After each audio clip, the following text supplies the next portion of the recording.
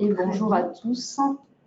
Alors, du coup, je vais me représenter pour ceux qui ne me connaissent pas. J'étais absente quelques mois. Je suis Julie de Ressia, consultante comme Sabine que vous connaissez déjà.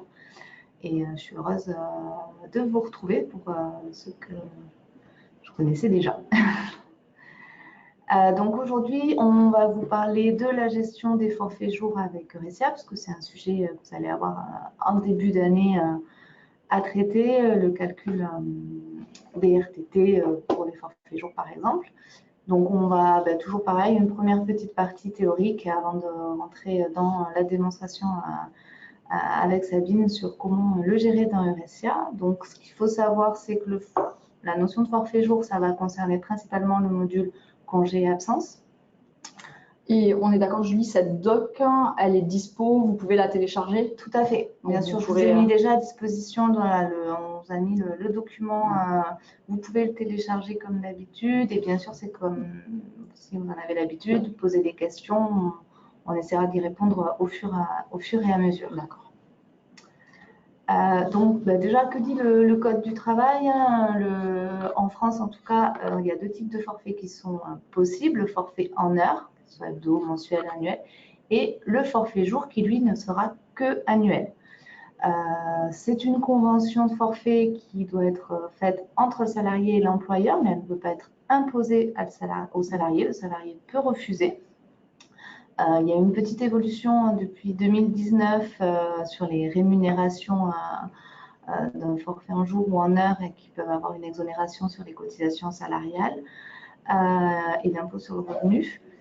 Et l'employeur, comme c'est un forfait jour, il n'y a plus de notion d'heure, c'est à l'employeur que revient la charge de s'assurer que la charge de travail est raisonnable et qu'elle est bien répartie dans le temps. Le salarié en forfait jour, lui, il peut renoncer à une partie de ses jours de repos en ayant en contrepartie une majoration de salaire. Et ça aussi, c'est encadré par le Code du travail et la loi.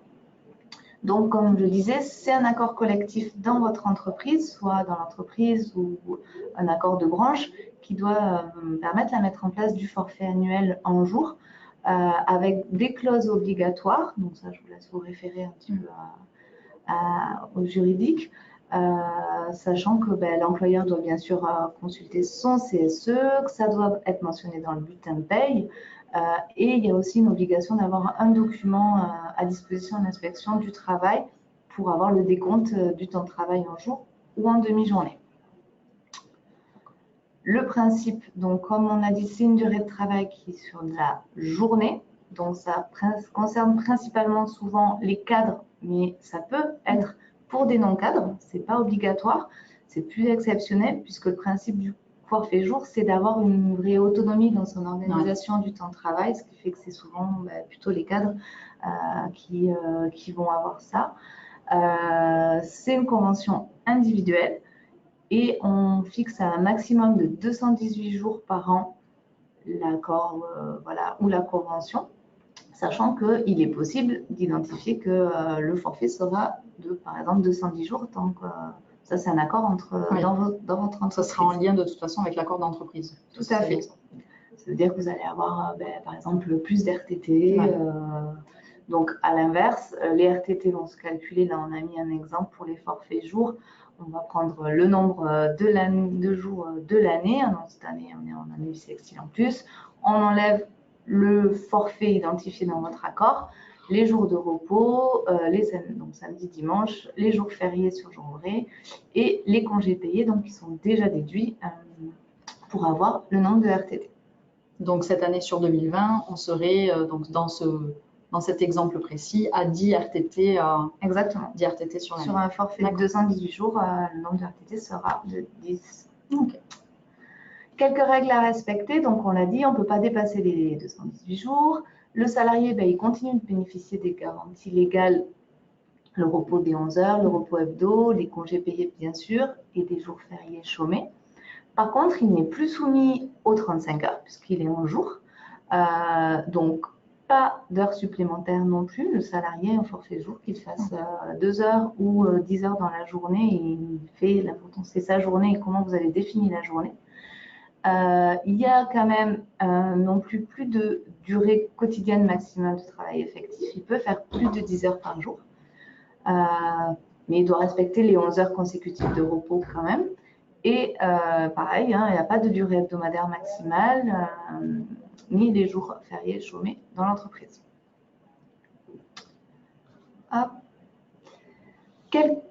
Le cas particulier sur les temps partiels, c'est une question qu'on peut souvent retrouver sur la gestion des temps partiels, notamment dans RSIA. Donc, à savoir, il y a un webinaire spécifique le 23 janvier qui sera fait sur le sujet des temps partiels dans RSIA. Donc, n'hésitez pas à y participer. Pour les forfaits jours, ce qu'il faut retenir, c'est que la notion de temps partiel ne s'applique pas au forfait jour, puisque le temps partiel, ça s'apprécie sur un nombre d'heures effectuées. Le forfait jour, on parle vraiment de jours. Donc, au niveau du code du travail, et notamment, il y a eu des jurisprudences sur ça, le salarié qui soumet une convention annuelle en forfait un jour ne sera pas considéré comme un salarié à temps partiel, même s'il fait moins de 218 jours par an. Donc, sous-entendu, vous ne pouvez pas avoir le cas de figure d'un 90% forfait jour ou d'un 80% d'un RSIA. Le seul cas particulier, mais là, on ne va pas rentrer dans les détails aujourd'hui, ça serait le cas des temps partiels thérapeutiques, où là, ce qu'on a pu trouver comme préconisation, ça serait vraiment de suspendre la convention de forfait jour. Donc, dans le RSA, ça va être de jongler avec changement d'horaire dans la fiche salariée. Tout ce qu'on va vous montrer, c'est vraiment, on arrête le principe du forfait jour pendant la période du temps partiel thérapeutique. Donc, comment ça se concrétise dans le RSIA? Je vais laisser la main à Sabine qui va vous montrer tout ça. C'est ce qu'on va voir maintenant. Dans la planche.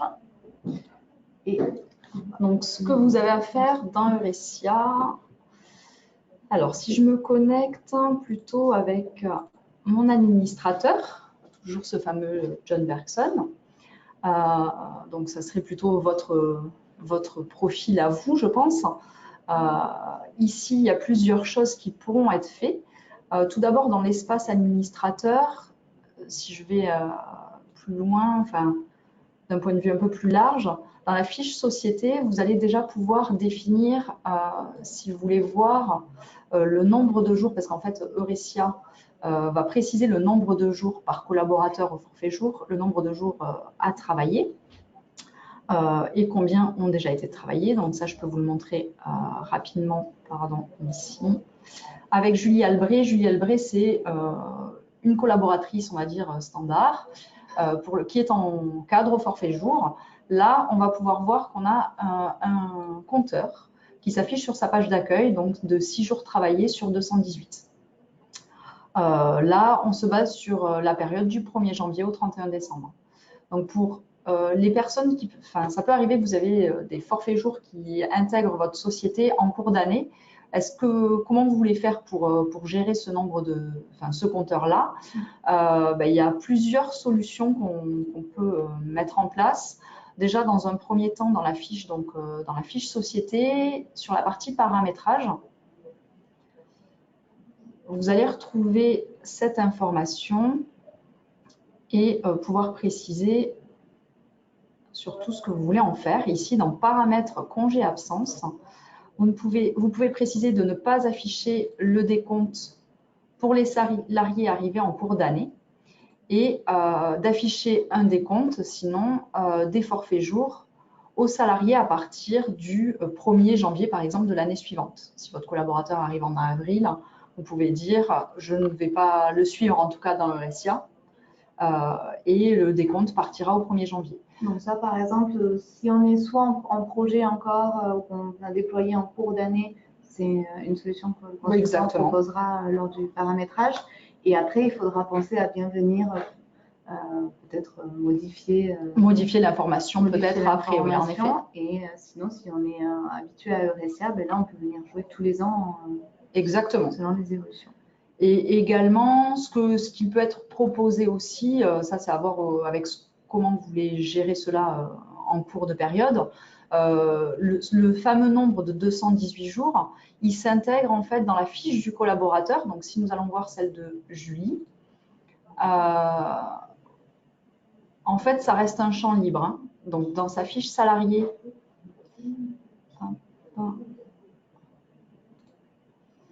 vous l'avez dans la partie emploi.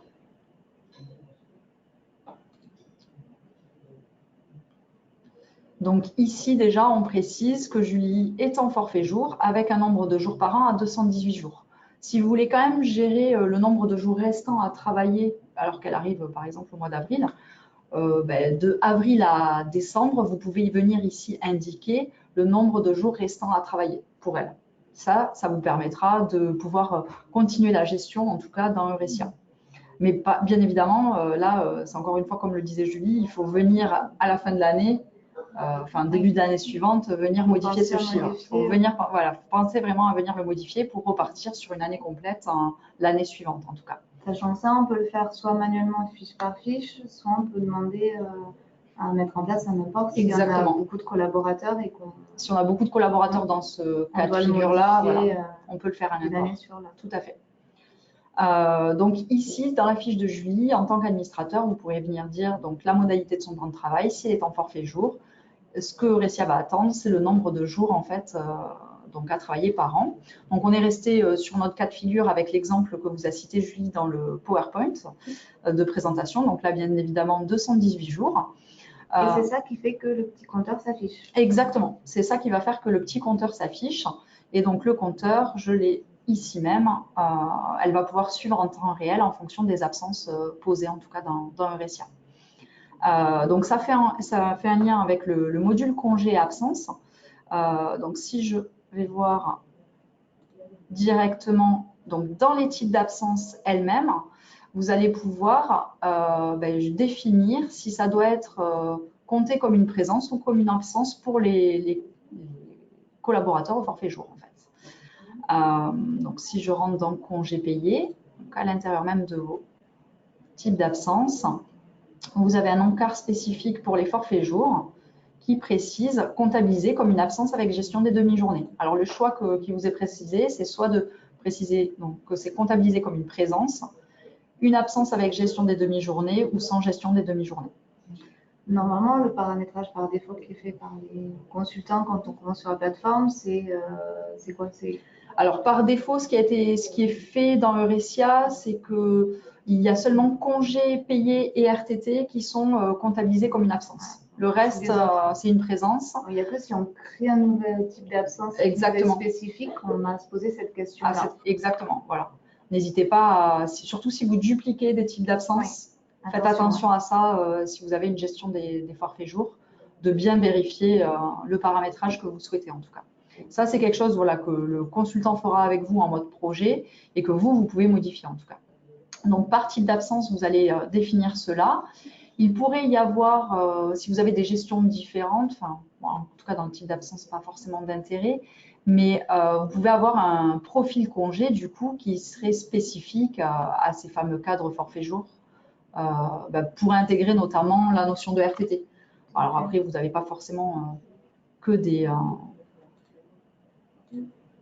cadres au forfait jour qui sont concernés, mais voilà, souvent on peut le retrouver. Des nombres d'RTT différents entre les cadres forfait jour et les non-cadres. Et dans ce cas-là, vous aurez forcément un profil congé, des profils congés distincts. Et ici, la notion de RTT, alors là, sur le paramétrage, nous nous sommes basés sur l'année 2020 avec le calcul de Julie, qui précisait donc 10 RTT sur l'année. Donc, nous sommes avec la ventilation, donc sur 12 mois, à 0,83 d'acquisition de janvier à novembre et nous avons mis 0,87 en décembre pour tomber pile à 10 jours par an. Ça, sinon, vous pouvez laisser 0,83 et faire un arrondi sur les droits acquis en fin de période, c'est aussi réalisable. Et ici, nous précisons toujours que RTT, nous sommes avec une absence avec gestion des demi-journées. Donc voilà pour la partie absence. Donc Julie Albret, si je vais voir le profil congé, est rattaché à un profil congé cadre qui inclut donc ces fameux RTT également. Quand Julie va poser également des absences, alors excusez-moi, si vous avez un module temps et activité également avec gestion des heures supplémentaires, une petite particularité qui peut être faite, comme Julie vous l'a précisé, les forfaits jours ne sont pas soumis aux heures supplémentaires. Donc, dans ce cas-là, la petite spécificité, c'est qu'il faudrait créer un horaire qui soit peut-être potentiellement identique avec vos collaborateurs, vos autres collaborateurs, donc peut-être dupliquer un horaire existant, mais en supprimant toutes vos règles d'heures supplémentaires. Rien ne se déclenche pour les... Pour pas que ça se déclenche, voilà, exactement, en effet, pour les forfaits jours qui ne sont pas impactés par ce temps de travail-là, en tout cas. Donc, ça peut arriver, en effet, qu'on ait des horaires qui soient typés comme forfait jour, puisque l'horaire de travail est obligatoire dans Eurecia. Donc, votre collaborateur, même s'il est au forfait jour, il est obligatoirement rattaché à un horaire pour que Eurecia puisse connaître. Dans sa feuille de temps, il coche la journée. Exactement. Il a quand même un horaire Exactement. dans Eurecia. Parce que Eurecia a besoin de savoir quels sont les jours travaillés et non travaillés, vraiment décomptés. Que vous dire de plus? Également, en tant qu'administrateur, vous allez pouvoir suivre ces forfaits jours et un peu plus même, suivre en fait les jours travaillés de tous vos collaborateurs. Donc pour cela, vous pouvez aller directement dans le module congé-absence au niveau des rapports, avec une connexion administrateur, hein, bien évidemment. Et vous allez pouvoir sortir ici en Excel le suivi, suivi des forfaits jours, il s'appelle comme cela ici. Et je vais vous montrer un exemple.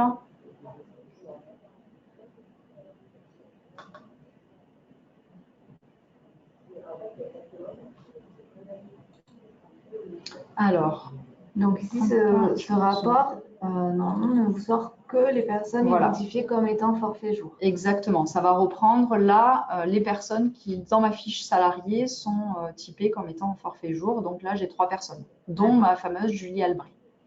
Donc, son contrat forfait jour est de 218 jours. On est bien sur la période actuelle, donc de 2020. Et nombre total de jours travaillés, il en comptabilise 253.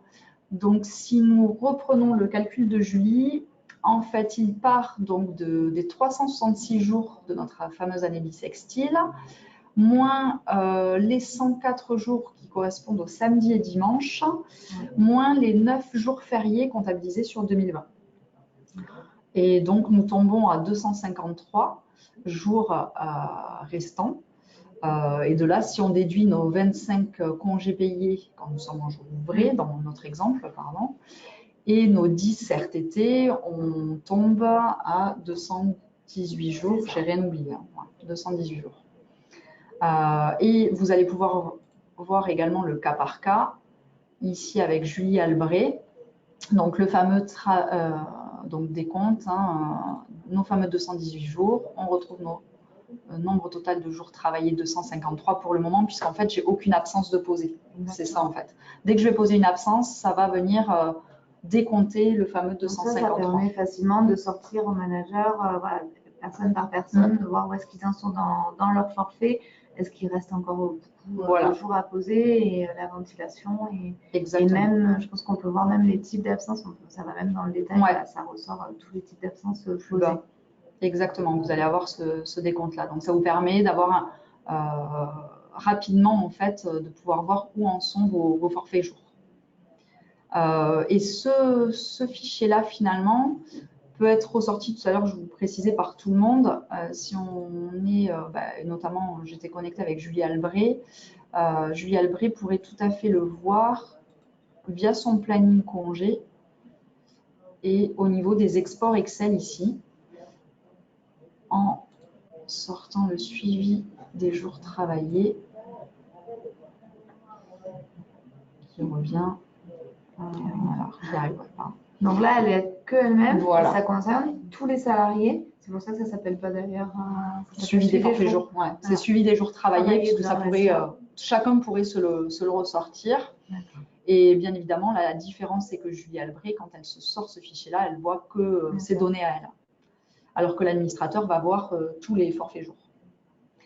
Donc voilà pour cette partie. Julie, est-ce que j'ai oublié une information? Est-ce que vous avez éventuellement des questions? N'hésitez pas à les poser.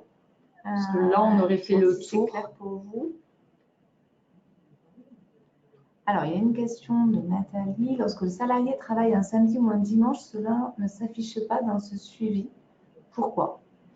Il y aurait une notion en effet de paramétrage. Pour moi, il faudrait. Alors, est-ce que ça veut dire que la personne vient dans son planning déclarer qu'elle est venue travailler sur un samedi, dimanche? Ou elle le déclare par les feuilles de temps? Oui, Enfin, comment vous le déclarez, ouais, en effet. Comment c'est déclaré, effectivement. Si vous le déclarez par les feuilles de temps, alors en effet, là, ce rapport-là, il est lié qu'avec les congés, pas avec les temps. Donc, si votre collaborateur au forfait jour précise qu'il a travaillé un samedi dans sa feuille de temps, il n'y a pas de lien. Là, pour qu'il y ait un lien, la première idée qui me vient, ça serait de créer un type d'absence-présence en réalité.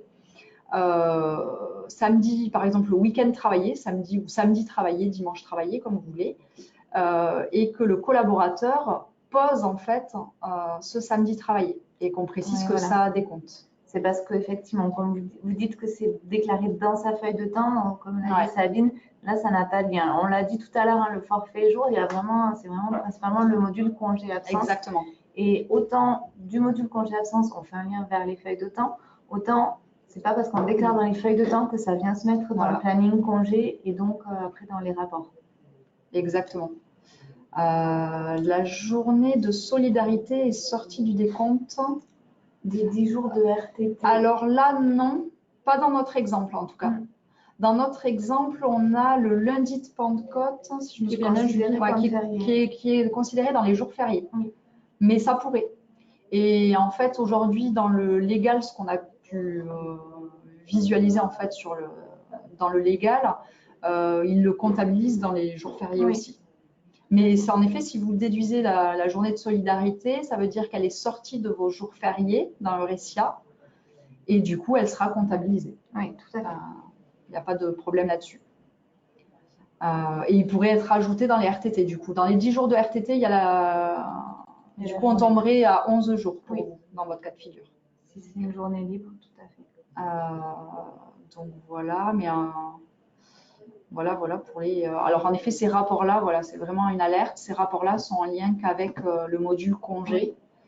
Et le module congé va se synchroniser avec vos feuilles de temps et votre module temps et activité, mais ça ne se fait pas à l'inverse. Et ça ne vous empêche pas, en effet, de déclarer du temps sur vos samedis et dimanches dans les feuilles de temps. Oui, c'est vrai que là, c'est.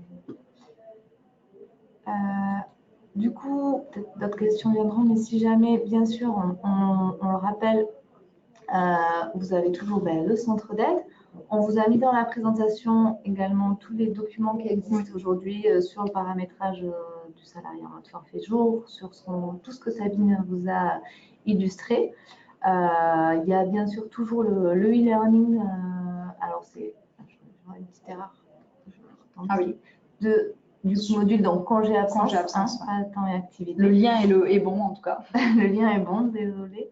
Et bien sûr, comme d'habitude, toutes les demandes techniques d'assistance, vous avez notre équipe support qui vous répondra par mail ou au téléphone. Et puis, si vous avez des questions commerciales, c'est les CSM maintenant qui, du coup, sont à votre écoute. Est-ce qu'il y a d'autres questions? Je n'en vois pas. On a bien tenu le timing également. Voilà, 12h25. Donc, merci à vous. Prochain webinaire, donc 23 janvier, sur les temps partiels. Vous recevrez l'invitation pour. Vous allez pouvoir vous inscrire via le lien, via le centre d'aide, comme d'habitude. Je ne sais pas s'il est déjà actif. En tout cas, il va l'être très prochainement si ce n'est pas le cas. Voilà. Et vous recevrez bien sûr l'information dans la com Zest Ressia. Merci beaucoup. Merci à tous. Et puis, très bon après-midi. Merci, bon appétit, au revoir. Au revoir.